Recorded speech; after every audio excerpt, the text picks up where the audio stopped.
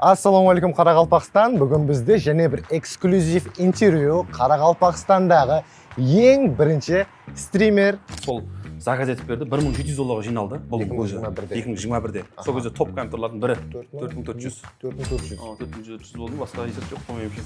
$29,000 шықты. $29,000 болды. $29,000 каталогқа шығарған сол. Dragon Lord деген бар еді. Ава. Бұл Өзбекстанда меніңше ол кезде бар болу мүмкін, бірақ нонеймлар. 2024 жылы алғанмын. Бұны 387 миллионға. 87 миллион алды, иә? Дизайн бәрін қосып есеплағанда $750,000 пұл кетті берге. $750,000 пұл кетті. Осы меніңше 5 миллиондай соқпыз айтсам. Енді мен көп біреулер үшін көп, біреулер үшін аз, бірақ мен үшін көп та 5 миллион. Мен 707 эл екен. Максималь нешеге ма? 1977-ге. 9 бала дедім ғой, жаңа 10 бала. Әмесім әден атысып ұтып шықтым бәрін. Ол қанша еді? Біздер сатып алған кезде $11,800 алдық. $11,800 сатып алдық. Оңға Қанша кетті? енді бұл жерге кеткен сума жүда негізінде көзің алып қолаша жатқан көрдің. 2 гектар жер. Ассалаумағалейкум Қарақалпақстан. Бүгін бізде және бір эксклюзив интервью Қарақалпақстандағы ең бірінші стример Virtus Game клубының амбассадоры Strike MK Мұхаммеддин Құтлымұратов. Енді кіріп атанла көрген болсаңыз 1,5 миллион тастады общий танап бірінші мәрте. Осы ойынды ұтсаңыз 1 миллион тастаймын дейді ал. Вольчик бар болса ұтты қал. Сабыр деп жазып жатыр. Ішіп отырған ғой, хайуан. Аузыңды бастың ба? Ішпе деп отырғанам. Қали, қатты кеттің ғой сен? Қалай кетеді та? Bir inventar толтырамыз, инвестиция дегендей 4,000. 4,000-ға сәл қымбат ау брат. 2,5 домалақ алып берейін. 3,5 қол. Басамыз. Сен кәмбес, мен кәмбес, ортасынан 3,000. Бас. Сонда несін болады яқшы? 36 миллион беремін сонда. Қазір короче мен саған шыштыр 20 санаймын. Бан шыққаннан кейін сөйтіп үстіндегі 16-сын райын сексіңдер. Басамыз ба?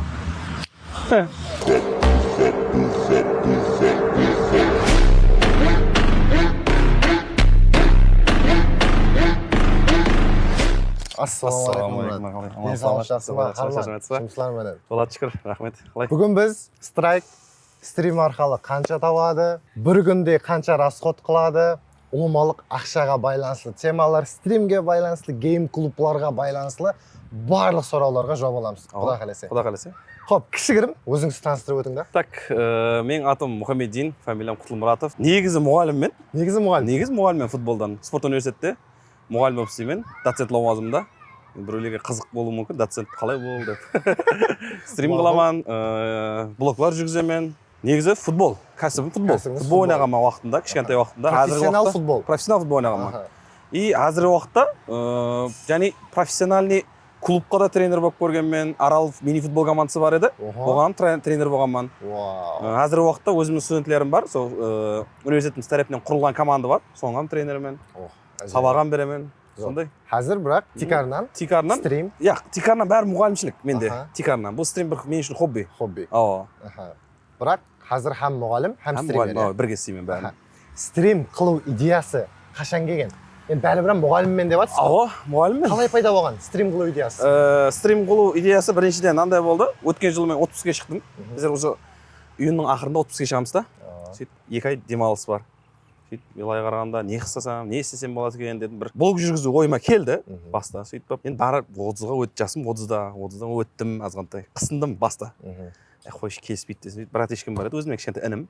Содан сөйлестім. Сондай, ажаға сіз бастан сіз ойнай аласыз ғой, еплеп айтып, қызық қой, жораларым бот қой дедім да. Сонымен қызық қой дейді, солардың ботылығы қызық қой дейді. Қой, ұятты, ондай болмайды дедім. Бастай мен сөйтіп, тағы бір 2 жораларым бар. Телеграм группалар бар еді. Солармен сөйлестім, жораларым, танысыларым. Ал сондай мен бастай жақпан дедім. Болды, давай баста қолдап қотылайық деді әммес. Жоралар поддержка қылды, сөйтіп, яқшы дедім. Сонымен басладым, әстен. Стрим қылып басладық, аудитория қалай күтіп алды? Ең бірінші мынандай болды. Бұл сфера Қарақалпақстанға жаңа дейді ғой. В принципе, жаңа, енді аудитория қалай болды? Енді өзім баста танысыларым қолдап қуатлап, давай, істей бер, қызық болады деп сөйтіп ойнадым. Отырдым, баста адамдар аз болатын еді, ондай көп отырмайтын еді. Бірақ сонда да жораларым кіріп, давай бас дейді. Адам саны көбейтіп отырады онлайнда. Соған қуанып, сөйтіп блокларды, нарезкілерді қойып бастадым Инстаграмға. Өзім жораларым, ойнап білмейтін ботла жораларымды жіберіп, солардың приколларын бір қарасам, мен қолдап қуатлап жатыр, күліп жатыр, қызық болып жатыр. Мен өзім содан комментарий инстаграм қоямын ғой комментарий жазады адамдарды ойбой мынау ботлар ғана одан сайын күлемін қайттан блог шығарғым келеді сонда илхамланып кеттім да мотивация болды да ізден шығарып баса бердім міне күліп жатыр қызық болып жатыр сонымен сондай болып кетті іздауым болып кетті қазір ютубта стримлар болып жатыр ма болып жатыр азайды сәл азайды, себебі мынандай болып қалды да өзімнің мен текарғы жұмысым жаңа айттым ғой мұғалімшілікте мұғалімшілігімде мысалы экзамендерім келіп қалды студенттерім бітіруші студенттерім бар бір екі студентлерге ілмей басшы едім сонымен қалып қойдым да жұмыстар көп тығылыс болып қалды и өзіңіз білесіз вертустың 3-4 филиалы кеше жақында ашылды оларда да жүріп қалдым одан кейін қазіргі жақында ашылып атырған құдай қаласа енді ашылады құм гарден бар ол жақта да жүріп қалдым сонымен жазғы демалу орны деп сонымен сәл стримде азайып кетті құдай қаласа алдымызда ертең мұғалімшілігімнен отпускке шығамын қайтадан құдай қаласа стрим күшейтеміз контенттер ойлап қойған контенттерім бар оны амелге асырамын деп отырмын демалыста ажайып біздер қазір мұхаммедин ағаның үйінің алдындамыз үйіңізді бір адресін бір айтып жіберсеңіз так менің мәнзілім нүкіс қаласында тұрамын біздердің осы жерді арбаш ауыл деп атайды аланияз қахраман махаллесі марат нұрмағамбетов 11-ші жайда тұрамын осы жерде беймәлім келетінді келіп көрсе болады Aziz достар, bizlerde konkurus Strike MK tarafından $50 pişak koyulup жатыр. Енді оны отудың шартларын түсіндіріп өтемен. Ең бірінші нөвбетте біздердің каналдарымызға ағза боласыз. Strike MK һәм де Асатбек Айтбаев YouTube каналына ағза боласыз. Һәм де интервью шыққан бізде. Сол интервьюдің комментариясына өз пікіріңізді жаздырасыз. Кімнің комментариясы ең көп лайк жинаса, сол инсанға Strike тарапынан $50 қандай пышақ течковый нож беріледі. Жеңімпаздарды біз Instagram историяларда анықтаймыз, яғни біздердің Instagramға да ағза болуды ұмытып кетпеңіз. Біз интервьюімізді давам еттіреміз, һәм де қазір біз Мұхаммедин ағаның сәлкен буткемпіндамыз. Стрим осы жерде болады, көріп тұрғаныңыздай. Енді менде сізге сұрау бар. Бұл енді өзіңіздің компьютеріңіз. Өзіңіз осыда стрим қыласыз, ойын ойнайсыз. және бір компьютер тұр. Бұл кімдікі? Иесі кім бұның? Бұның негізгі иесі, менің мынандай екі балам бар. Екеуі таласып қалады. Негізінде таласып қалады да екеуі мына компьютер. Содан алдық. Специально екеуін екі шетке отырып ойнату үшін. Негізі сол. Екінші жағым бар. Екінші жағында мен YouTube'да контент істеп жүрген кездері мен қасыма бір про игрок, я мысалы өзім подписчиклерім, я мысалы тағы бір адамдар болса шақырып бірге отырып стрим қылу үшін екінші компьютер еді менде. Сол мақсатта алынған компьютер. Негізі мақсаты контент үшін, әмелді екі балам үшін. Бұл бір оқпен екі қоянды қолға зор. Бұл ең бірінші қылған стримдағы компьютер ма или өзгерді ма ол? Ең бірінші қылған компьютерім осы. Мысалы естатым өзгертпедім, бердік. Тек өзгерткен затым мышкіден басқа естатты өзгертпегенмін почти. Бұған осы күн естат өзгермеген. Ұлымалық сетап қанша? Мен 2021 жыл жинағанмын компьютерді өзім. Америкада Amazon деген сайт бар еді, білетін шығарсыз, қазіргі уақытта істеп жатыр. Содан заказ еткенмін бұны. Заказ еттіріп алғанмын. Фарух деген жігіт бар еді. Сол заказ етіп берді, $1700 жиналды. Бұл 2021-де. Сол кезде топ компьютерлардың бірі. Ол кезде стрим қылу ойда болмаған. Стрим қылу деген еш ойда жоқ, тек кайф етіп, контроль ойнау еді. Сол да бар еді. Басқа ешқандай не жоқ еді, план жоқ еді бізде. Сол $1700 жиналды. Мынау сол кезде 700 ба 600-дің атрафында доллар еді. 360 Гц. Сол кезде де 360 Гц деген 2021-де меніңше ешбір жерде нүкісте жоқ шығар деп ойлаймын. Сол кезде патолог сол. Біздің екі бала келді, не дауыслар шықты. Азан менен. Сол екі жаңағы патрат біздің компьютерде отыр, о, шығып кетті. Так, сол кезде где-то $600-700 атырында, енді сәл ұмытып тұрман, кейін атқанман, монитор ағанман. Клавиатураям сол, ең қымбат SteelSeries 7 дегеннен, сол кезде болған $300 алғанман. Сол кезде. Клавиатура ең қымбат. Қазір бұлардың ценалары қымбаттады ма? Арзанып кетті көбісі. Бұл азыр меніңше, енді точно мен компьютерлардың ценасын ядымнан шығып тұрды. Білем $700-800 атырапында болып қалған шығар бұлар. Бұлам енді $400-500 атырапында болды монитордан, 360, бірақ әзірдің өзі топ мониторлардың өзі. Клавиатура енді білмеймін бірақ бұны точно. Бірақ сол кезде $300 алған клавиатура, ең қымбат клавиатура, жақсы клавиатура алған. Зор. Ұлымалық қанша сонда? Енді әзір данное время деп есеплайтын болсаң, мынандай болып кетті, араласып кетті да. Мысалы, мына мышкілер Superstrike, Logitech, әзір уақытта ең ақырғы топ мышкілер. Где-то 250 атрафында шығады бұл долларда. Где-то 3.300.000 алдық бұны. 1700. 300 деп ұрайық. $2000 болды. Монитор 600 деп есепласақ. $2600. Клавиатура $2900. Мынау $100. $3000. Мынау $260 қалды мынаны. $3260. Пульт егер қателеспесем $800.000 сом. 800 сом. Мынау, 3260, 3360 дейік. Мынау $800 веб-камера. 3060, 3600, 800, 4400. 4400. 4400 болды ма? Басқа есеп жоқ қой меніңше. Вау. Болған шығар. Басқа накабуйка қоспай ақ қояйық. Источниклерін қосып Қоласы бір машина жатыр наманда. Көз алдыңызда. Енді жаңа бір сұрау Amazon дедіңіз ғой. Ава. Неге Amazon Ташкентлерде де бар еді ғой? Бар еді. Мен мынандай болды да, мен қалеген сетап жоқ еді. Мен қалеген уақытым сол кезде 3060 Ti деген, менде видеокарта 3060 Ti тұрды. Соны ала жақ кезінде Ташкентте қымбат еді, дым қымбат еді. Сөйтіп мен ойладым, Amazonнан алсам қалай болады екен деп жаңағы бір баламен ойластым, Фарух деген жігітпен ойластым. Ол айтты, Amazonнан ал сен, ерінбе деді, бір ай күтесең деді. Ол бір ай болса күтейін, бірақ жақсы топ бола ма десем, топ қылып беремін компьютерді. Сол жинап берді. Әзірге шекем меніңше кем емес. Стрим қылмасам, егер стрим қылмай ойнайтын болсам, 400-ден 500 FPS-ге шейін арқайын береді. Әзірдің өзінде. Стрим уақытында біраз айып кетеді. 200-ден түспейді, бірақ 180-нен жоғары істейді арқайын. Бола, нормально. Нормально о негізінде. Орташа. 2021-дің компьютерына меніңше топ деп ойлаймын. Азыр енді 2025 жыл өтті арадан. Обновление қылу ниет бар ма? Обновление қылу ниетім бар. Әзірше данный время жинап жатырмын астен. Бірақ мынандай жинап жатырмын, тасын алдым. Оперативкілерін алдым, сөйтіп майдалап жинап жатырмын. Асықпа, себебі енді әзір уақытта компьютер қатты не емеспен, мұқтаж емеспен да, құрысы. Түсінікті. Virtus бар ғой. Қатты ойнағым келсе. Содан кейін майдалап, айтып, пұл керек түседі, бараман, аламан. Стрим қуатпыз ғой, стримді басладық. Сол уақытқа дейін стримде болған бір ең не дейді, ятта қалатындай момент болған, өзі бір момент болады ғой, әмінің өмірінде не? Данат янда болады. Данат. Мынандай болды. Мен отыр едім, стрим қуатпыз. Қасымда егер қателеспесем, Аль-Хаттаб бар, Мұха, Фройгрік. Сол екеуміз ойнап жатырмыз. Бақыт деймін деген бар еді, Өзбекстанда қадымда білесің шығарсыз, стример. Сонымен ойнасып жатыр едік. Біреу сұрау берді да. Сондай Virtus қалай анау топты компьютер бола ма деді да, сөйтіп Данат қалған екен да. Мен көрмей қалдым оны. Мен сөйлесіп отыр едім, дыңқ етті Данат келген, мен білмей қалман. 1 миллион тасапты да. 1 миллион сом. 1 миллион сом. Бірақ Мистер Икс деп қойыпты. Мен оған SMS келді телефоныма, телеграмнан. Ажаға Данат көрдіңіз ба деді да, сөйтіп деп қарадым. Не Данат дедім да. Сөйтіп неге қарадым, чатқа қарадым. Әме чатта жазып жатыр, ой деп не. Мен деп қарап қойдым, сөйтіп дыңқ етті, және тасады. Және 1 миллион тасады да. Көрмей қалды деп екінші рет және 1 миллион тасады. 2 миллион тасады. 2 миллион. 2 миллион сом тастап берді сол жерде. Сөйтіп сол жерде жаңағы сұрау, тек бір сұрау беріп қойды. Бір сұрауды 2 рет берді, бірақ екеуінде де 1 миллион тасады да. Сөйтіп сол кезде бір мәрте қуанып қойдым да, көрмей қалғаныма не. Сөйтіп ойлап қойдым, кейін және көрмеуім керек. 3 миллион болатын беді. Көрмеуім керек, еш қарамай отырдым ғой деп. Білмей қалдым ғой. Данатта сонда ең патологы сол болды, 2 миллион сом болды. Одан кейін тағы біреу бар еді. Қызық Данат болып қалды, және оны айтып берейін. Біреумен ойнасып жатырмыз, сөйтіп әрбір килыңа где-то, әрбір нең бір зат деп еді, пұл тасап тұраман деді да. Яқшы дедім. Ойнап жатырмын, ультрамен, бір қызық момент болып қалады, 100 мың тастайды, 200 мың тастайды, 300 мың тастады, сөйтіп 500 мыңдай болды, одан кейін және бір 300 мың тастады, 600 мыңдай болды. Қуанып жатырмын, одан сайын ойнағым келіп жатыр да. Сөйтіп бір не қылды, ойынды ұтылып жатыр едік. Сөйтіп где-то ядымда жоқ, нешеге ұтылып жатыр едік бірақ. Егер осы ойынды ұтсам 1 миллион пұл тастап беремін деді. Ровно.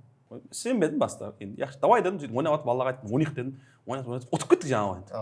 Біз чаттағылар жазып жатыр жаңа. Жаңа 1 миллион не болды, 1 миллион не болды дейді. Жаңа сразу жазды. Болды қазір, тастайман деді. Күтіп тұр деді. Жоқ, 1 миллион тастап берді. Сол 1 миллион, сол кезде 1,5 миллиондай ма тастады общий. 1 миллион 700 мың ба сатады. Ол челлендж есабына келген. Челлендж есабына келіп қалған сома да. Ұлымалық енді бір сұрау. Есалап көрдік па, Данатлардан қанша түскен сол уақытқа дейін? Енді өткенде бір сол бұдан бір 1 ай алдым, 2 ай алдым мен бір көрейінші, Данатқа неше сом түскен екен, бір соқтқа шегеймін деп қызығып тастап көріп едім. Где-то 9 миллионға шамасы пұл түскен екен. Бір жылда да, бірақ бір жыл ішінде 9 миллион, 8 миллион, где-то 700-600 атырапында түскен екен. Майдалап 5 мың, 10 мың сөйтіп тастағанлардың бәрін есептеп көрсем жаңағыдай түскен екен. Мынандай болып қалды да, баста енді ойламадым мен бұндай Данат келеді деп. Мен расын айтайын, Данат үшін басламадым бұны. Мен өзімнің кайфым үшін, болған әзеті ойнау үшін. Сол қаралпақтыларға қызық, өзіміздің қаралпақтың аудиториясы сондай қызық контент көрсін деп өзім сөйтіп баслаған едім негізінде. Сөйтіп Данат деген інім бар, ал Данат қосып қойын, қызық ол зат деді. Адамдар қызыққа пұл тастайды деді. Қойшы, не керегі бар? Адамдардан бір қолайсыз ғой, пұл сұрап отырғандай болып қаласаң десем, яқ деді. Ол адамдар жақсы көреді ол затты. Яқшы қостым сонымен сондай болып кетті ғой. Соған қарап 9 миллиондай пұл түскен екен. Зор, бұл әлбетте қуанарлы жағдай. Біздердің стрим тарауының раважлануына, жас стримерлер көбейеді бұның арқасында. Көбейсін, әммесі. Азыр уақытта меніңше енді мақтануда емес, бірақ Қаралпақта бірінші болып контур бойынша стрим басладым мен негізінде. Былай біреулер баслаған шығар, бірақ аудитория жинай алмады да ол. Шықпаған. Мен өзім аудитория жинап, сол баслап, халыққа көрініп, қызық қылып, приколлар тасадым. Анау қылдым, мынау қылдым. Сөйтіп кейін степ басылады, басқа балалар бар. Мысалы, Ербол Қуанбаев бар, Асыл Убийца бар, Алхаттап бар. Қазіргі уақытта қуанарлық жағдай бар. Исокты білесіз, Исокты көріп мен қуанамын. Ол Исокты көп адам білмейтін шығар. Мен ол шәкіртім мен оны неде университетте оқыттым. Мен шәкіртім ол негізінде. Өзім оған сабақ бердім бұл балаға. Исок көрсең лайк басып кет, жақсы ма обязательно. Олай болса біз енді КС-да инвентарға өтеміз. Мұхаммедин аға, қазір инвентарымыздың суммасы қанша общий? Кеше жақында өзі көп адам біледі, Лискинс деген сайт бар. Соққа автобайға просто сап көрдім, неше сум болып тұрған қазіргі уақытта. Сол кезде 1000 где-то 400-300 доллар шықты. Қазіргі уақытта? Қазіргі уақытта осы тұрысы да. Кеше пышағым бар еді, бағдырқылай көрген болсаңыз, оны сатып жібердім оны. Одан басқа зат ала жағадым, соны сатып жібердім оны. Соны қосқанда где-то бабочканың өзі 2200 доллардай шығып тұрып еді кеше автобайда. Соны қоссаң, мысалы 1300 доллар болғанда где-то уже 3500 доллар да. Ал еді. Болады. Болады, еді. Бірақ қазір данный берме, где-то 1300-1500 атарында. Бізде уақытында білеміз, бұл патологына жеткен уақыт болды. හැмеміз білеміз. Стрим көріп отқандар. Сол уақытта ең патолог қанша еді? Сумма. Сол кезде есептап көрдім, 29000 доллар шықты ғой. 29000 доллар болды. 29000 доллар болды инвентарым. Патологқа шығарғам сол. Dragon Lord деген бар еді. Ол Өзбекстанда меніңше ол кезде бар болу мүмкін, бірақ нонеймлар ешкім оны көрмеген шығарды. Мен өзім ол кезде де мен точно білмеймін ғой. Мен өзім көрмедім, бірақ бірінші жерден болып шықтым оны. И неге алып шықтым мен соны. Менде бар деп публикаға. Онан ол қанша еді? Біздер сатып алған кезде 11800 долларға алдық. 11800 доллар. 11800 долларға сатып алдық.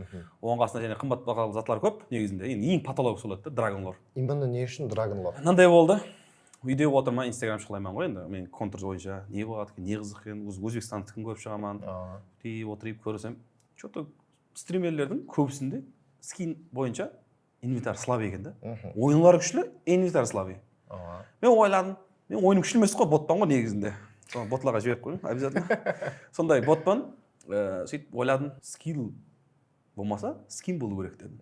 Көріну үшін дедім. Мынау жақсы қап қалды. Сондай да, скилл болмаса, скин болу керек дедім да. Сөйтіп дық етті, ойладым. Сөйтіп бір контент шығарайын мен дедім. Адамдардан пышақ сатып алу сөйдедім. Бараман пышақ сатып аламын, адамдардан сөйтіп жүрдім. Бараман біреудің автомат сатып аламын, біреудің пышағын сатып аламын. Қосып, бір қаласам бір талай болып кетіпті ол. Сөйтіп оны саттым, Dragon Lord алуға мәжбүр болдым. Қызық болады болды контент үшін. Енді ол жерде таналу керек. Dragon Lord'ды бір қиямет болып атысып не қылу үшін емес, контент үшін алдым. Чисто контент үшін. Өзім алып, соны халыққа бір көрсетсін, сондай қымбат бағалы скинлер ойында тұрған білсін дедім да адамдар. Мысалы көп адам түсінбейді оны. Неге алды пиксель ғой дейді да. Енді оны түсінетіндер бар. Түсінетіндер үшін бір қызық шығар ол. Бірақ түсінбейтін адамдар қызық емес ол. Бірақ түсінетін адамдар айтады, ол бұл биржа, ертең қымбат кетуі мүмкін, арзан болып кетуі мүмкін. Енді бұлам биржада да көтеріле түседі. Сол қымбат скин пышақ крафт қылатын болып кетті. CS:GO обновление шыққаннан кейін. Сол кезде бірақ скинлердің қатты түсіп кетеді. Кейін бір аз және көтеріліп алды еплеп. Баяғыдан сәл өзіне келді. Сол патологына көтерілді ғой. Скинлер көп болып не? Кейін бірден жоқ болып кетті. Сатып тастадық. Неге саттық? Бір енді оған себептер бар. Айрым себептер. Енді себеп болғанда бір қатты важный себеп емес. Бұл жерде просто Dragon Lord айтқанымда жаңа контент үшін алдым. Негізінде контент үшін алдым. Ақшаны мен ұстап тұруы бар. Көп ақша тұрып қалды ол жерде. Сөйтіп астен сатуға мәжбүр болдым. Ана скиннің сенасы крафттан түсіп кетті ғой. Уже адамдар үшін қатты скин не болмай қалды да. Расын айтайын ба? Керек зат болмай қалды. Менде мынандай Dragon Lord жоқ алдында бабочка бар еді менде. Қызыл бабочка көтеріп жүреді. Андай ол кезде 1400-1600 доллар ататын да общак бабочка. Қымбат бабочка деген патолог уақытлар. Қарылпақлардың балаларымен подбор қылып кіремін. Сол кезде ойнап отырып бабочканы көріп әмес. Ой, бабочка бар онда дейді. Бабочка бар ғой дейді да. Сол кезде мен деп қарадым. Несі қызық не дедім? Бабочка болғанда не алдым болған. Сөйтіп ойынға кіремін, подбор қосыламын. Енді ол кезде стрим қоймаймын. Тек просто қосыламын. Сөйтіп адам айтады, братан, мына бабочка қаяқта алдың дейді. Перчатка, бабочка андайлармен жүремін ғой мен. Жақсы көрмесіз кейін. О, мынандай да. Сөйтіп айтады, ау дейді, мына бабочка қаяқтан келді. Несі бар деймін? Братан, базар жоқ қой дейді. Ешкімде пышақ жоқ. 10 адам ойнасаң, 9-ында пышақ жоқ ол кезде. Бір өзінде бар. Айылып тұрсаң жаңағы скинлермен. Сөйтіп кейін сол жаңағы сонымен деп стримам сол ақасын сол зат болып кетті ғой негізінде. Скинлерім көрсету, қызық болу, публикаға алып шығу. Сөйтіп енді сол жаңағыдай сатудың азайының жаңағыдай уже қызық емес болып қалғаннан көбірек сатуға мәжбүр болдым. Не қыламын, ақша сұлап қалып жатыр, одан гөрі басқа затларға сетейін деп бәрін жоқ қылып тастадым. Мақұл. Соның үшін қазір скинлер ham қатты қызық болып жатқан жоқ маған. Контрамаз данный время ойнай алмай жүрмін. Уақыттан болмай жүр. Көбіп кетті. Білмеймін. Уақыт жетпей жатыр. Болмаса мен еріншек болып қалдым екінің біреуі. Мақұл. Сондай қазіргі уақытта міне скинлерім ондай қымбат емес, $1000 жоғары. Енді қазір біздер сізді страйк атымен танимыз ғой. Aa. Инстаграмда, ютубта страйк. Мұхаммедин деп тек таныстарыңыз айтса керек, меніңше. Көбісі страйк деп страйк деп шақырады. Вертустың арқасынан көшеде стримде. Не үшін страйк? Не мәнісі бар оның? Енді бұл актуал тема, қызық көп адам ғой, маған ол стримдерде де сұрау беріп көрген, ол бойынша. Не үшін страйк? Не үшін страйк дейді. Сөйтіп мен айттым. Бір күн жоралармен бір алты ойнаймыз ол кезде. Мен ойнап білмеймін, осы бот па, кәдімгідей. Сөйтіп 11 бала жиналамыз. Сөйтіп балалар сайласады, тақ. Сен мен сен сөйтіп 11 баламыз ғой енді. Бір бала мен қап қоямын. Ақыры бол. Ботпан ғой енді. Deyip қараймын балаларға. Deyip отыр болады әмесіне сайласады да мен қап қойдым да. Deyip қарап тұрдым. Жігітлер, неме демем ғой, сөйтіп бетім бір ой жорады. Кесілсе мен орным отырса дейді да. Мен ойнамай ақ қояйын дейді. Я мен қайта берейін дедім маған сол жерде. Қайта берейін мен дедім да, сөйтіп. Жігітлер сен ойнай берің дедім. Үй жұмыстарым бар еді деп қайтып кеттім, үйге барып жаттым. Ашуым келді. Неге сайланбай қалдым? Сол дәрежеде ботпан ба дедім. Тоқта дедім мен күтте ойнап үйренбесем болмайды дедім. Сөйтіп содан бастап YouTube аштым, үйге компьютер алдым. Күтте контр ойнап ойнадым, бір алты. Күтте үйрендім да. Дым бот едім да. Үйрендім. Сөйтіп баратын едім, сөйтіп жаңағы бала тап мені шақырған балалар қосылып ойнайтын едім. Сөйтіп енді үстіме күлу үшін не? Контр страйк келатыр дейді да. Сөйтіп контр страйк келатыр дейді. Келесең ғой, кірсең довольно. Сен контр болсаң мен страйк боласам ба дейді да. Деп қара. Страйк боламын деймін. Болды онда страйк болсаң страйкқа өт дейді да. Сөйтіп. Сонымен әр келгенде айтады, контр страйк келді дейді. Контр болсам страйк боласам ба дейді. Сөйтіп мен страйк боламын деймін сөйтіп. Сөйтіп сонымен деп бір қарасам атымды страйк қылып жібердім. Сөйтіп страйк қылсам, сөйтіп ойнам ашылды, 9 бала дедім ғой, жаңа 10 бала. Әмесім әдеуіш атысып ұтып шықтым бәрін. Бәрін ұтып шықтым. Ол ойлап табылған істер емес. Рас факт. Ол балалардың өзі көрсе де біледі. Бәрін атып шықтым. Бәрін атып өлтіріп сөйтіп кейін артында сайласатын дәрежеге келдім ғой. Енді сол балалардың ішінде де, енді жаңағы басқалар емес, сол балалардың ішінде сайласатын дәрежеге келдім. Сайласатын болдым уже мен. Сен деп. Кейін басқалар келсе, контр болсам, страйк болсам деп мен сұрайтын болдым да. Сонымен страйк болып кетті атым. Сол затпен постоянно страйк. Енді ол типа бұл жерде контр страйк дегенде контрам террор деген жақ қой. Негізі сөйтіп айтады. Олар приколлап контр болсам, страйк боласаң ба дейді да. Сөйтіп ол страйк постоянно страйк боламын деп, террор боламын деп. Страйк боламын деп. Ізіндегі МК ол атым менен фамилиям. Мо деген Мұхаммедин, К деген Құтлымұратов. Мұхаммедин Құтлымұратов. Соның үшін МК дейді. Біреулер оған мен атады, неге МК, неге Калаш емес, АК емес дейді. Сондай. Ол менің өзім атым мен фамилиям просто несі, буквасы, бас әріптері. Қосып қойдым специально. Қазір енді біздер Мұхаммедин ағаның премьер режимдағы рейтингін көрейік. Так, премьер режимдегі рейтингім қазіргі уақытта міне. 21.000 болып тұрған екен. 21.000. Фейситті көрсетті ме? Фейситті көрейік, ава.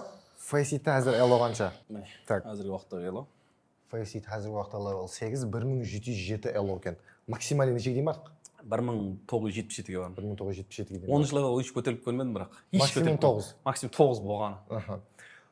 Команда бар ма или соло игроксыз ба? Мен команда игрок ба, мен соло ойнай алмаймын. Команда ойнаймын. Мен өзім Нави Uzun Market'тен командам бар. Мысалы стримді көрген болсаң, Instagram көрген болсаң білесің. Өзім классым балалары, жораларым бірге ойнап өскен балалар. Узкий круг. Өзім сол бірге ойнап, сол 1-6 болса 1-6, булур болса булур. Кім не ойнаса соны ойнап келген балаларымыз бәріміз. Кішкентайымыздан мысалы біреу булур ойнайды, булур ойнаймыз. PUBG ойнайды, PUBG ойнаймыз. 1-6 ойнаймыз. Сөйтіп келген балаларымыз, сол контр 1-6 CS-ға өттік бәріміз. Сөйтіп солармен жиналып, соло игрок емеспін да, сонда жиналып коллективный игрок. Бір өзім ойнай алмаймын. Бір өзім онда күшті емеспін. Мен қасымдағы адамдармен күштімін. Біргелікте. Енді қатты күштімен деп айта алмаймын, бірақ қасымдағы адамдармен рөлдеріміз бар да. Мен рөліммен өзіме қолайлы. Қандай рөл? Мен енді основной Нави Uzun Market'те ойнасам, көбінше рифлер рөлінде ойнаймын. Бірінші кіріп беремін өзім. Энтрифрагер істеп беремін, ләжі бағанша. Сөйтіп, одан саппорттан боламын. Неге қарап, не дейді, тайминге қараймын, и еще неге состояние қарап ойнаймын.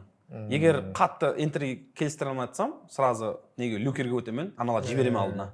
Сөйтіп смок, бәрін мен істеймін командада. Сәлкем донг, сәлкем ропс. Сондай, типа сондай да, енді өзім командам арасында да. Мақұл. Қысқаша біз біліп алдық, буткемп хақында, ұлыма стрим хақында, енді интервьюдің давамы сыртта болады. Біз интервьюіміз давам етеміз, әмде Мұхаммедин аға біздерде BYD чемпион машинада жеткен. Қанша? 2024 жылы алғанмын, бұны 387 миллионға. 387 миллионға алдық, ә? 2024 осы уақытқа дейін қанша машина айтады сонда? Енді ең бірінші машинамда 2011 жылы айдағанмын, Матиз бар еді. Аха. Енді Матиза дейтін едім. Одан кейін правам жоқ еді ол кезде. А. Жасыратыным жоқ, правам жоқ. Келерден қашып жүріп өйтіп деп айдайтын едім. Кейін права алу үшін ол машина саттым. Сөйтіп сатып 2013 жылы Spark алдым. Spark айдадым бір жылдай. Одан кейін Cobalt алдым. Одан кейін Cobalt'тан кейін Nexia 2 айдадым. Nexia 2. Ол кезде Nexia 2 қандай болды? Қатты хит әмме. Молодой жылдың бәрі Nexia 2. Мен Cobalt сатып Nexia 2 алдым ғой. Ойлана бер. Сөйтіп Nexia 2 одан кейін қат арасына 3 Gentra айдадым. 3 Gentra. Ізбез 3 Gentra. Одан кейін Gentra'дан кейін Captiva айдадым. Captiva'дан кейін машина болса, значит, демек 9 машиндай болды. 9 машина. 9 машина айдағанмын. Және бір сұрау. Gentra 3 мәрте дедік қой. Неге? Білмеймін, бір сол кезде ана молодойдың арасында хит қой жаңағы легенда. Сол үшін ғой Gentra'ға жақсы көрдім. Енді көп адам айтады ғой, мысалы менің жеке өзіме де Gentra ұнайды да. Салыстырайық, BYD Gentra қайсысы? Азыр BYD. Бәрі BYD Азыр ма? BYD. Аха. Неге именно BYD? Енді біріншіден өзім осы машинды не дейді алым келді. 2021-22 жылдардан Ташкентте жүретін едім. Көзім қызатын еді қатты. Көретін едім. Машина жақсы, и еще электромобиль. Бізге енді гибрид, бірақ электромобильін алмадым, специально гибридін алдым. Мен көп алыс жолға жүретін болғаннан кейін. Содан кейін өзіме бір қолайлы білмеймін негедір не. Өзі айдағым келді бір. Қаттыға комфортность таңладым. Көз тимесін, машина зор. Зор. Если өзгертетін болсақ, қайсынан өзгертуіміз мүмкін? Ол планда бар. Құда қаласа Ли 6, 7, 9 дегендей. Құда қаласа бұдан кейінгісін ниетлеп қоймыз енді. Көреміз, Алла бұйырса. Енді бір сұрау берейін да. Енді электромобильден тысқары да бұл. Если күш қуат жетсе, қайсы машинды алған болады ек? Мен күш қуатым жетсе, анық уақытым алдыма деп қоятын болсам, Геленваген айдар едім. Геленваген. Мерседес Геленваген айдар едім. Мен конкретно өзіме ұнайды. Қаттыға бір не дейді, мужской машинада көремін соны. Қаттыға бір ішінде отырған кезде бір энергия беріп тұратындай. Оның несі не дейді, аурасы бөлек. Енді жасыратым жоқ, бірақ отырып көрмедім ол машинға. Бірақ сыртынан көрдім. Өзіме ұнайды да. Бірақ если шарат болса, ниетте бар алу. Геленваген алатын едім, ауа. Мерседес енді бәрі зор машина. Менің өзіме CLS ұнайды, банан. Мерседес. Сол да, әркімнің осы әртіндей. Енді біздер қазір Virtus-тың ең бірінші ашылған филиалындамыз. Главный филиал, иә? Главный филиал ең бірінші ашылғаны. Неше компьютер бар общий? Енді бұл жерде қазір уақытта 60 компьютер істеп тұрды. Общий 60 компьютер. 60 компьютер, 2 PlayStation бар. 2 PlayStation да бар арасында, иә? 2 PlayStation. И қазір уақытта Virtus-та сағат қанша? Ну, бізде сағаты 5 сомнан бастайды. Қазір 5 сом. Хамме филиалда. Хамме филиалда 5 сомнан бастайды. Енді қазір комментарияларды оқимыз ғой. Көріп отырған сол Virtus-қа келетіндер, келмейтіндер санасындыру деп атап жатыр да бұны. Енді менде бір сұрау болып тұрды. Бұл зат қашанға дейін давам етеді? Енді бұл зат Құда қаласа бұл кішкентай уақытылы міндетті зат емес. Көп сұраққа қойыппыз. Ұзақ міндетке қойыппыз. Оны құр жаңағыдай басқа клубнандай, енді клублар жамаламаймын. Басқа жерге қосып, бір-екі ай ондай уақытша емес, көптеу уақыт адамдар ойнасын әз етіп деп. Біздер енді Virtus-тың бірінші статусымыз, алдымызға қойған мақсатымыз күшлі компьютерларда, сапалы компьютерларда адамдар өзінің ойын жақсы көретін ойларын әз етіп ойнасын деген мақсатта. Арзан қылып қойыппыз бұны. Бірінші нәубет негізінде ойлауыңыз мүмкін. Енді оны түсінетін бар, түсінбейтін бар. 5 сомнан айтарлықтай қатты пайда қалмайды негізінде. Расын айтайын. Түптикарында 5 сомнан қатты пайда қалмайды.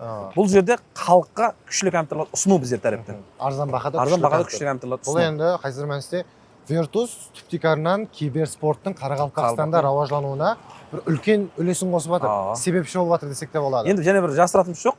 Алдын Қарақалпақстанда білетін шығарсыз, киберспортивный командалар бар еді. Бірақ мен енді точно қасында болмадым, бірақ мен білемін, точно оларға ешқашан айлық берілмеген. Ал бірақ біздер Virtus-тың командамыздың, өзіміздің командамыз бар, Counter 2 бойынша, бірақ оларға айлық беріледі біздерде. Тұрақылы. Тұрақылы айлық алады. Кәдімгі жұмыс істейді, оларым айлық алады. Сондай затлар бар да біздерде. Ажайып зор. Енді бір сұрау берейін да. Ояқта енді full команда бар ғой. Может, бізді көріп отырғанлардың ішінде соған қосылу ниеті бар болған адамдар болуы мүмкін. Енді мынандай да, біздерде болады, набор болады ол жерде. Бірақ күшлі ойнап, өзін көрсетсе, бізде көріп қандай да бір игрокамыстан сәл күштілеу ойнаса, любой время алмасады. Бізде шанс бар. Ол ешкімде вечный адам жоқ. Любой адам алмасады. Сондай. Бұл көргеніңізде, егерде ішіңізде отыңыз бар болып, өзіңізді бір күшті игрок ретінде білетін болсаңыз, әлбетте сізде де Virtus-тың киберкомандасына қоссаңыз болады. Обязательно. Әммеге имканият бар. Бар, әммеге есіктер ашық. Біздерде есік жауық емес. 5 адаммен шекіліп қамағамыз да. Егер күшлі өзін сынап, өзін көрсетемін дейтін адамдар болса, беймәлі аламыз. Қазір уақытта Virtus-тың 4 филиалы бар. 4-5 филиал жақында ашылды. Сұрауым, бір филиал ашылуға қанша кетті мысалы, осы главный филиалға? Ұлымалық сумма.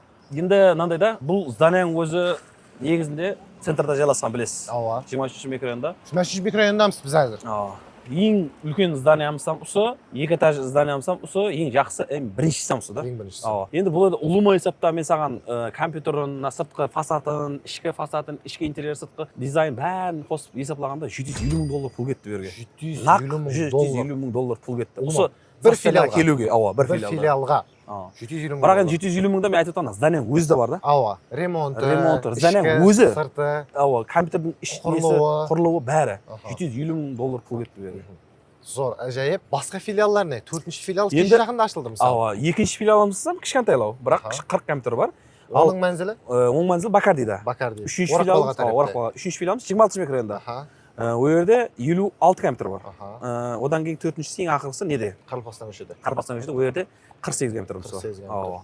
Оларға қанша? Енді бұл $750,000. $750,000. Енді адамдар есеплай берсе, меніңше адамдар біз қарбақ жақсы көреміз ғой, біреудің затын есеплағанда. Ақшаны жақсы көреміз. Давайте олар санап көрсін, то что 3 пе, 2, 3, 4-ші филиалға қанша пул кеткен. Бірақ ең жасыратыным жоқ, ең аз кеткені екінші филиал. Екінші филиал ең аз кеткен. кеткені. Ол Орақпалға да. Ең көп кеткен пул міне. Не?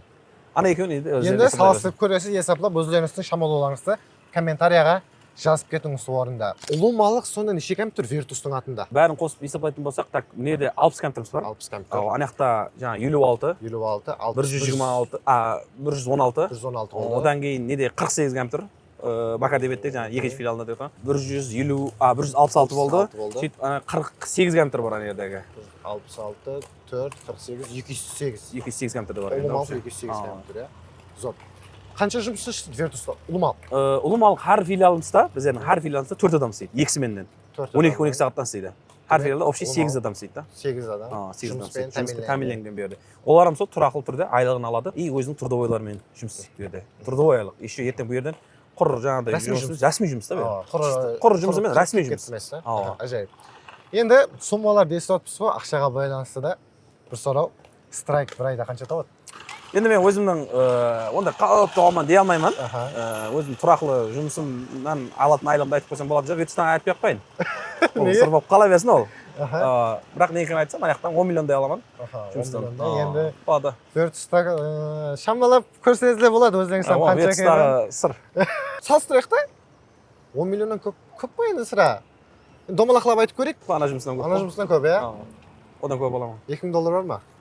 Болады, жетеді. 5,000 ме? Иә, 5,000 көп. 5,000 көп, иә? Бір айда қанша расход қыламыз? Тикарғы расходым берді өзімнің инвестициям менің. Инвестициям бұл менің балаларым. Балаларыма көп расход істеймін. Ең ішінде. Садиктің өзіне где-то 4 миллион, 3 миллион атырапында пұл төлеймін. Құр садиктің өзіне оларға. Менің инвестициямда бәрі ол. Жеке өзіңізге не? Мен жеке өзіме айына кемінде мен енді негізі жасыратыным жоқ, көп соғамын негізінде. Негізі көп соғамын.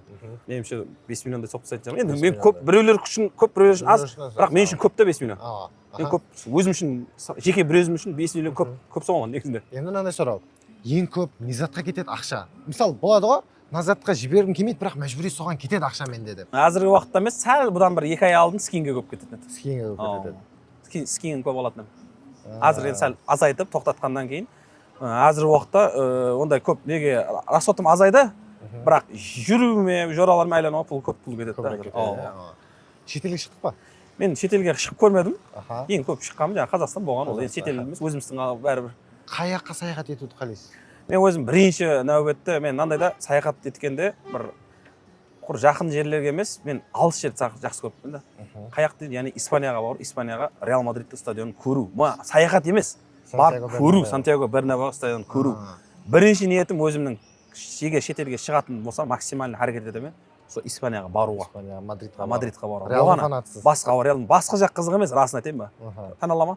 Басқа жақ қызық емес, тек сол жер болған. Менің целімам сол. Біз әз Virtus-тың алдында отырмыз ғой. Одан кейін Құмгарден бар, енді ізі Құмгарденда давам етеді. Айыз достар, біздерде конкурс Strike M тарапынан $50 пышақ қойылып жатыр. Енді оны ұтудың шарттарын түсіндіріп өтемін. Ең бірінші нәубетте біздердің каналдарымызға ағза боласыз. Strike M-ка һәмде Асатбек Айтбаев YouTube каналына ағза боласыз. Һәмде интервью шыққан бізде. Сол интервьюдің комментариясына өз пікіріңізді жаздырасыз. Кімнің комментариясы ең көп лайк жинаса, сол инсанға Strike тарапынан $50 қандай пышақ? Течковый нож. Беріледі. Жеңімпаздарды біз Instagram историяларда анықтаймыз, яғни біздердің инстаграмға да ағза болуды ұмытып кетпең. Мұхаммед аға бізге Құмгардынға келдік. Бүгін енді число біздерде 17 июнь. Қашан ашылуы? Құда қаласа, ашылуды 19 июньға не қылып қойыппыз, планировка қылып қойыппыз. Сағат азан 10-нан бастап адамдарға қызметін істеп бастайды уже. Құда қаласа. Маған ұнап жатыр, себебі бұндай атмосферадағы жер Қарақалпақстанда елі болмаған. Ну, болмады деп айтсам болады, смело негізінде. Болмаған, біріншісі мынау болып жатыпты. Бір қызмет көрсеткенде қанша адам қызмет көрсетеді Құмгарды? Енді әме келіп, осы іші толды, құрна отыратын жерлерді есеп қалатын болсақ, 320 адам арқаға отырады ғой. 320 адам. Құрнадай отыруда, ол жүру емес, мысалы айланып жүру мүмкін, мысалы тек отыратын уже 320 адамға масласқан. Даже 320 емес, ар жақтағы немістен ұмытып кетіппіз ғой. 10 адамымыз бар ана жерде. 10 адамымыздан 10 бар, 40, 380 адамға смело не көрсетеді. Отырып, 380 адам отырады екен, отырады. Если уже тікейіп тұруға адамдар келсе, тікейіп тұруға 450, одан өсіп 360 адам спокойно отырып не қалады екен. Енді бақаларына келейік та. Орташа бір адам келсе қаншаға расход қылып кетуі мүмкін. Компания болып келді дейік, мысалы 10 адам келді жораларменен. Енді отыруға байланысты ғой берді. Мысалы тапшанламыздың, мысалы артымызда қасымызда жүрген тапшанламыз көріп тұрғаныңыздай азан сағат 10-нан кешкі 5:30-ға шейін 300 мың сом да? 300 мың сом. Сағат емес, сол уақыт арасында. Ал енді 6-дан бастап таңғы 4-ге шейін істейді, жұмыс уақыты. Ол уақытта 600 мың сом болады да. Енді өзіне байланысты. Мысалы, құр 6 адам болып 8 адам қой енді. Бүйде, мысалы 6 адам келді деп есептесақ, адамға 100 мыңнан. Құр отыру да. Құр отыру. Месяцтен төлейсің, 100 мың сом. Болды саған. Кете береді дальше. Ал енді ішіп-жеулер өзіңе алып келсең болады, қалайсың біздерде кухнямыз бар, бүйде кухнядан алса болады. Бұл дегені орташа бір адам 200 мың арқаға шығады. Ол идеал сумма деп ойлаймын. Менің ойымша бұндай жерге зор. Зор. Еще бұл жерде сіз қазаныңыздан көтеріп келмейсіз, қазан ошағымыз, мангалдарымыз, столдарымыз бар. И персоналар сіздерге жәрдем береді, жаңа нелерменен пышақ, нелерменен не дейді? Пышақ, вилка, қасқа бәрімен тәмінлеп береді. Енді бұл жерде бөлімлер қандай? Bir таныстырып өтейік та. Қандай бөлімдер бар? Мысалы, кірген жерде жаңа көрдік, балалар үшін майданша бар. Балалар үшін майданша бар. Одан кейінгісі, одан кейін зонамыз бар, парковка бар. Бұл жерде парковкамызға 150-200 машина арқан сияды. Жүдә үлкен. Өзіңізден көрдің. Оның ар жағында үлкен балалар үшін 2 стадионымыз бар. Мини-футбол и мини-футболда 2 стадионымыз бар. Одан кейін волейбольный бар. Одан кейін демалу орайлары. Яғни сондай беседкаларымыз бар. Бұл беседкалар 13 штук бар. И заманауи тапшан бар. Бұл жерде 12 адамнан бастап 16 адамға шейін отырады. Одан 15-і бар. И 4 адамдық столдарымыз бар. Кәдімгі отырып келеді. Ол 100 мың сом болғаны. Ол азал кеш фарқы жоқ. 100 мың сом төлесең болды, отыра бересің. 4 адам. Содан 10-і бар. Арқайын отыра береді адамдар. И барымыз бар. Барымыз бесплатно бұл жерде. Тек ішіп жеген сөйлейсіз. Барда отыру мысалы бесплатно. Ешқандай қосымша төлем. И бұл жаққа кіру бесплатно. Кіру бесплатно. Кіру бесплатно. Кішкентай бала, анау балаңа 5 мың сом, 10 мың сом, адам саны емес. Айтқанымдай, тек тапшан беседкаларымыз и жаңағы отыратын орнымыз болған, басқа ешқандай пұл төлемейді бұл жерде. Енді жаңа көріп отырсыз, бұл жер енді майдан үлкен. Қанша? Бұл жерде общий неден 2 гектар. 2 гектар жер. Ұлымалы. Ұлымалы 2 гектар. Зор, ажайып. Енді бәрібір сол біздің сұралы ақша ұрып тақала береді ғой. Қанша кетті? Енді бұл жерге кеткен сума жүда негізінде көзің қолаша жатқан көрдің. 2 гектар жер, отыратын орнымызша айтқанда 360 адамлық жер. Бұл жерге былай түсініп тұрған жасақ аз пұл кеткен жоқ. Парковка жаңа айттым, көрдің. 150-200 машина сидады. Детский площадкамыз бар. Одан кейін жаңа футбольный площадкалар. Кіреберістің өзі бір отдельный тема. Енді ол отдельный. Асфальт қойылып, дәрозалар енді не дейді? Премиум качествода істенгені білініп тұрды. Енді бүйтек ақшы, сумманы айтпаймыз. Келің, сіз көрің, сөйтіп комментарияға жазып кеттің. Қанша сумма кетті? Өзіңіздің бір примерні пікіріңіз. Енді бағана көрдік, Game Club'та ең бірінші ашылған филиалға $750 мың кетілді. Одан кейін ең азы кеткені екінші филиалға. Компьютерлар санынан айттық. Примерно есаплап көресіз, кеп көрің, демалып көрің. Әмде өзіңіздің пікіріңізден жазып кеттің, қалай демалған, ұнады ма сіздерге. Енді анық бұл сан шыққан кезде бұл ашылған болып, уже халыққа қызмет көрсеткен болады. Құмгардың қаншаға расход кеткен комментарий жазып кеттің. Зор интервью болды, зор мағлұматларды бөлдік Strike MK-дан. Ажайып, не дейді, өзіме инсайт алдым. Даже мен сіздің мұғалім екеніңізді білмедім басында. Хайран қалдым, доцентпен деген кезде, футболшыман деген кезде, енді меніңше сіз көріп отқан тамашагерлерім озатты күтпеді. Күтпеген шығар. Енді сіздің жақындарыңыз білуі мүмкін. Бірақ енді мен енді біліп атпан. Әрдайым ойлап, әммеге не дейді, рахмет айтамыз. Әмде бір мәслихат беріп кетің. Осы стримерлік тарауын басылап жатқан қазіргі қарақалпақшасыларына қандай мәслихат бересіз? Бұны тіп-тикарға жұмыс қылып алмасын деп пікір беремін мен бәрібір. Себебі жігітке жаңа қырық өнер аз дегендей, әрбір заттан өзінің ауметін сынап көрген жақсы. Ол стримерлік қылсын, сонда бір проект болып қалар оларға да.